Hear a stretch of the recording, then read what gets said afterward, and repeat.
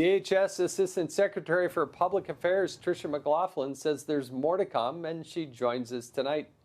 All right, Tricia, thank you so much. What are the agents looking for, and what have they found so far?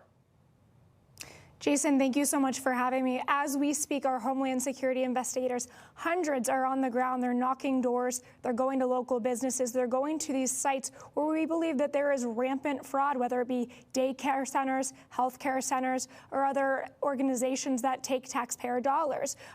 Our Homeland Security investigators on the ground are also seeing that these suspected perpetrators are really trying to cover their tracks. They're trying to whitewash the operational facts on the ground, purporting to be a legitimate business, have legitimate business operations, when it's all a fugazi. So we're going to continue to ask those questions. We're learning more and more, especially with the FBI and our DOJ partners on the ground. Well, a lot of this comes through Health and Human Services. And look, I understand that the assistant, whatever title he was, said, oh, they're taking immediate action. But to be honest with you, Tricia, this has been going on for years. To say they've taken immediate action, that probably should have happened a year ago. This doesn't flow through Homeland Security. It flows through Health and Human Services. But ultimately, it is the responsibility of the governor and the state of Minnesota. But to say they took immediate actions, with all due respect, these reports go back almost 10 years.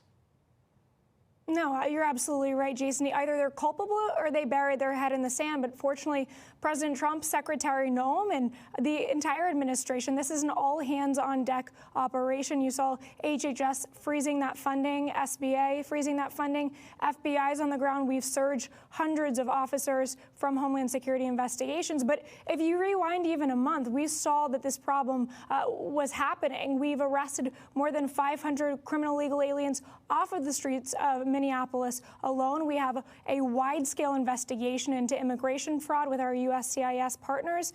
So the Trump administration is not resting on our laurels. We will get answers and accountability for the American people. CNN weighed in on the White House getting involved in Minnesota over the fraud allegations. Have a look at this, and I want to get your reaction. This is an attempt to make this about Somalis in general, as opposed to just about the people who are responsible. It's not really about the fraud. This is absolutely an attack on the Somali community and on immigrants writ large, right, to further say negative things. And the vast majority of the Somali residents of Minnesota are citizens. They're not new immigrants. Yeah, it's racism, Tricia. Just because it's fraud, we should ignore it because, they might be from, somewhere in Africa.